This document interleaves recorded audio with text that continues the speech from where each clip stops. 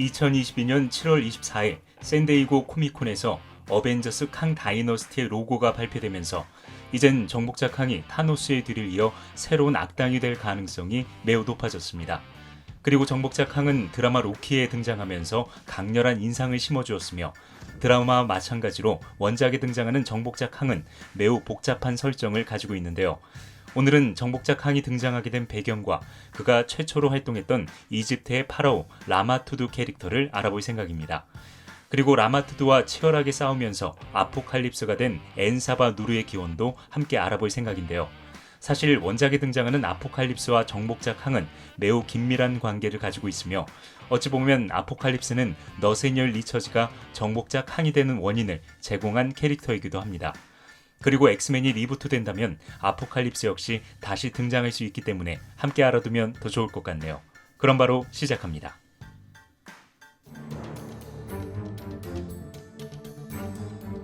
캉은 인류가 살아오면서 한 번도 암흑기를 겪지 않으면서 끊임없이 기술 발전을 해온 평행우주인 지구 6311에서 태어났는데요.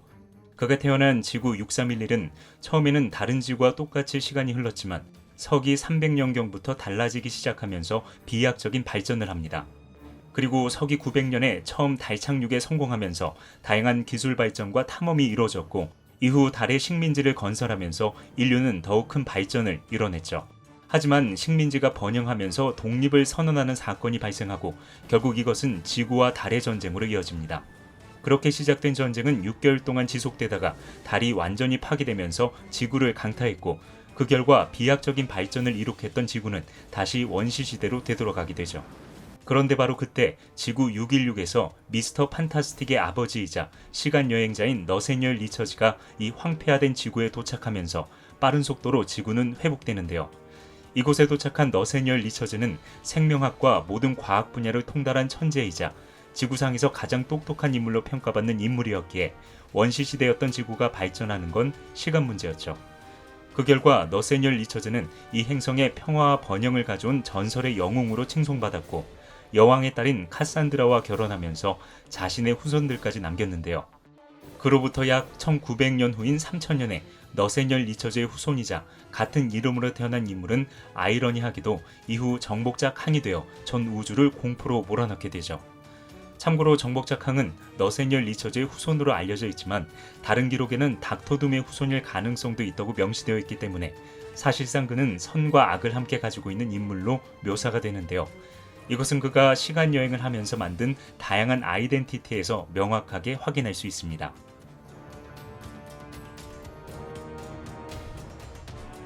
평화로운 시대에 태어난 너세니얼 리처즈는 천재적인 지능을 가지고 태어났기 때문에 학교에서 왕따를 심하게 당하는 학생이었는데요. 시간이 지날수록 학생들의 괴롭힘이 심해지자 그는 전설적인 영웅이자 시간여행자였던 너세니얼 리처즈의 역사에 집착하면서 점차 자유로운 모험을 갈망하게 됩니다.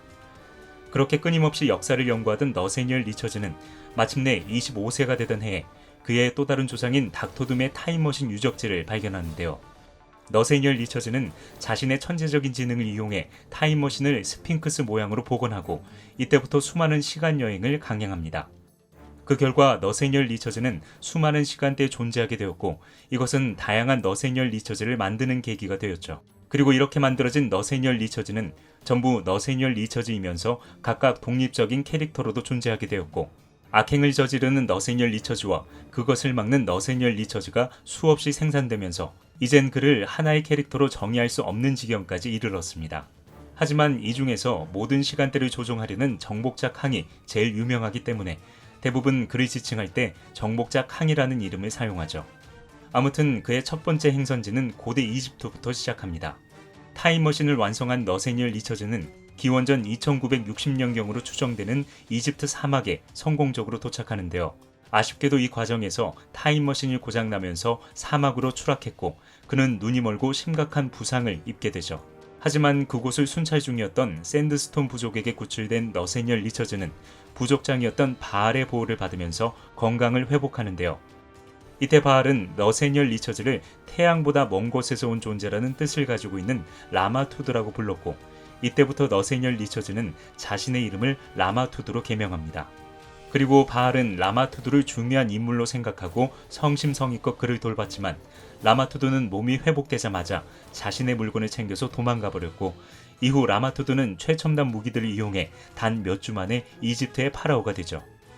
그렇게 이집트를 손쉽게 넣은 라마투드는 스스로 이집트의 신으로 군림하면서 자신을 위한 거대한 조각상을 건설하도록 지시했고, 곧이어 자신 외에 그 어떤 신도 숭배하지 못하도록 했는데요. 이것은 그 당시 이집트의 신으로 숭배받고 있던 콘슈의 분노를 사게 되었고, 이때부터 콘슈와 정복자캉의 질긴 악연이 시작되죠. 그리고 콘슈가 만들어낸 문나이트와 이후 정복자캉은 시간여행을 하면서 치열한 전투를 벌이는데요. 이 내용은 이후 자세히 다루도록 하겠습니다. 강력한 통치력으로 이집트를 장악한 라마투드는 바알이 자신의 물건 일부를 가지고 있다는 것과 타임머신의 위치를 알고 있다는 사실을 깨닫고 바알을 추궁하는데요. 은혜를 원수로 갚는 라마투드의 태도가 못마땅했던 바알은 그의 명령을 거부했고, 그 결과 그가 다스리고 있던 샌드스톤 부족은 대부분 학살당하고 살아남은 사람들은 라마투드의 노예로 전락하게 되죠. 그러나 자신의 측근들과 극적으로 탈출한 바알은 라마투드의 물건 중에서 시대의 눈이라는 보석을 통해 라마투드를 무찌를 수 있는 존재가 있다는 사실을 발견하고 크게 기뻐합니다. 드디어 복수를 할 수 있게 된 바알은 주변 부족들을 하나씩 학살하면서 그 존재를 찾아 나섰는데요. 어느 날 기괴하게 태어났다는 이유 하나만으로 사막에 버려져 죽어가던 아이를 발견하고 바알은 그가 자신이 찾던 존재였음을 직감합니다. 하지만 아이의 기괴한 생김새 때문에 자신의 측근들이 아이를 악마라고 생각하고 죽이려고 하자 바알은 자신의 측근마저 죽이면서 그 아이를 걷어들이죠.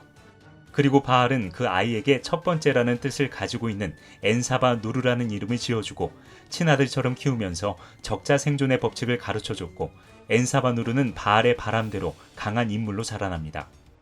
한편 라마투드는 자신의 물건을 회수하기 위해 바알을 찾던 중 그가 기괴한 아이와 함께 살고 있다는 정보를 입수하고 엔사바 누르가 자신이 오랫동안 찾아다녔던 최강의 뮤턴트 아포칼립스임을 직감하고 기뻐합니다. 사실 라마투드가 이집트에 온 이유는 아포칼립스를 자신의 후계자로 삼아 자유롭게 부리고 싶었기 때문으로 그의 타임머신이 굳이 스핑크스 모양을 하고 있는 이유도 이와 비슷하죠. 아무튼 이 소식을 들은 라마투드는 엔사바누르가 17세가 되던 해에 자신의 오른팔인 오지만디아스와 서기관 로고스를 파견합니다. 그 무렵 엔사바누르는 성인 3명과 맨손으로 싸우는 성인식을 치르다가 평소 자신을 증오하고 괴물 취급하던 그들을 잔인하게 죽여버리죠.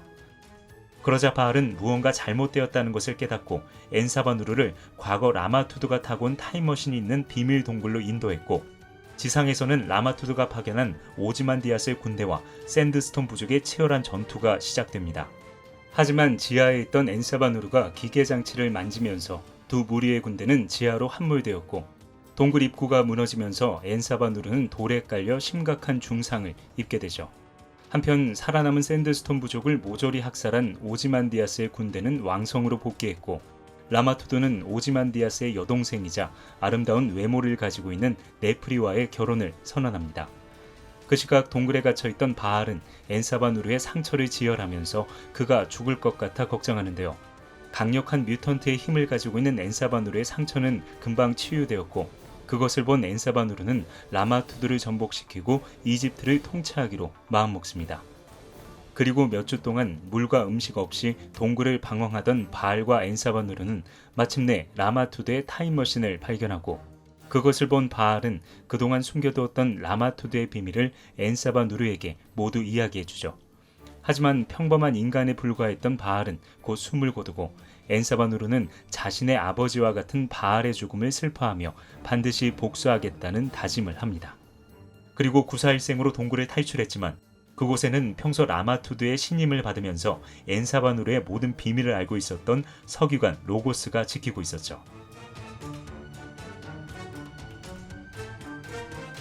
로고스에게 사로잡히면서 엔사바누르는 모든 것을 체념하는데요. 바로 그때 로고스가 살려줄 테니 라마투드를 죽여달라는 놀라운 제안을 합니다. 참고로 라마투드는 최첨단 장비들을 이용해 이집트를 통제하고 있었지만 사실은 신복들의 충성심을 완전히 받아내지 못한 상태였습니다. 그 덕분에 라마투드의 깊은 신임을 받고 있었던 로고스도 그가 죽기를 바랐으며, 라마투드의 오른팔인 오지만디아스 역시 라마투드를 쓰러뜨리기 위해 따로 음모를 꾸미고 있는 중이었죠. 그리고 오지만디아스의 여동생인 네프리는 평소 자신의 오빠가 노예들을 잔인하게 학대하고 자신을 권력의 도구로 사용하고 있는 것에 염증을 느끼고 있었습니다. 아무튼 엔사바누르는 이미 라마투드를 죽이기로 결심한 상태였기 때문에 당연히 로고스의 제안을 기꺼이 받아들였고, 그렇게 엔사바누르는 자신의 몸을 회복하며 피라미드를 짓는 노예로 숨어 지냈는데요. 이때 엔사바누르는 자신의 정체를 숨기기 위해 입을 가린 상태였기 때문에 매우 강력하고 신비로운 모습을 연출했고, 그것은 다른 노예들과 네프리의 관심을 사기에 충분했죠. 그러던 어느 날 엔사바누르는 감독관으로 일하고 있던 오지만디아스를 보고 분노에 휩싸입니다. 자신의 아버지와 같은 바알과 가족과 같은 부족민들을 죽인 그를 도저히 용서할 수 없었던 것이죠. 그리고 자신도 모르게 오지만디아스의 이름을 부른 그는 오지만디아스의 채찍을 맞고 황당하게도 피라미드에 추락하면서 그 자리에서 즉사하는데요. 놀랍게도 이집트의 여신 이지스가 나타나 엔사바누르를 부활시키면서 놀라운 장면이 연출됩니다. 그리고 이 모습이 만천하에 드러나면서 노예들은 엔사바누르를 신에게 선택받은 존재라고 생각하며 그를 경외의 눈으로 쳐다봤고, 오지만디아스는 극심한 공포를 애써 외면하며 그를 죽이라고 명령하는데요. 바로 그때 미래에서 판타스틱4가 도착하면서 주변이 소란스러워지자 이 틈을 이용해 오지만디아스의 여동생인 네프리는 엔사바누르를 구출해 그곳을 조용히 사라집니다.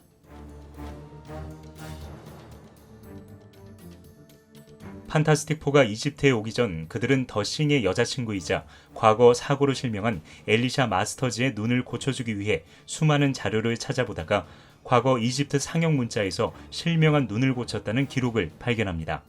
참고로 과거 타임머신이 추락하면서 실명한 너세니엘 리처즈가 신비의 약초를 이용해 눈을 치료한 적이 있었는데요.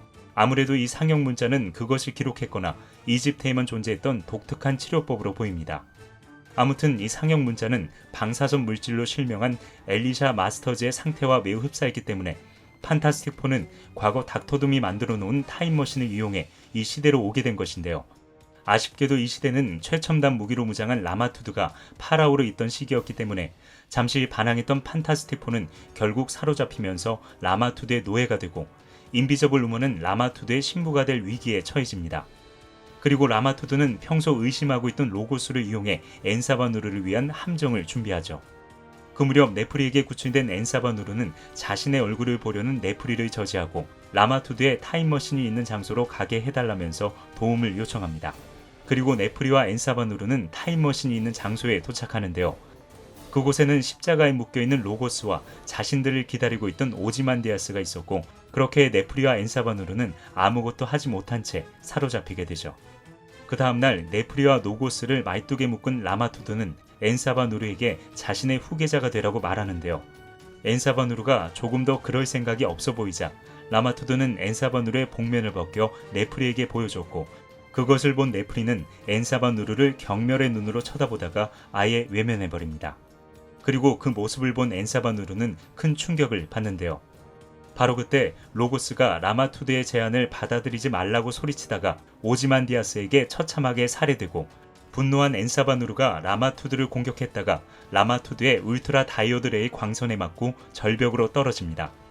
참고로 라마투드가 가지고 있는 울트라 다이오드 레이는 대상의 힘과 능력을 대폭 약화시켜 의식을 잃게 만들거나 대상을 정신적으로 통제할 수 있는 무기로 판타스틱4 역시 이 무기 때문에 제압되었죠.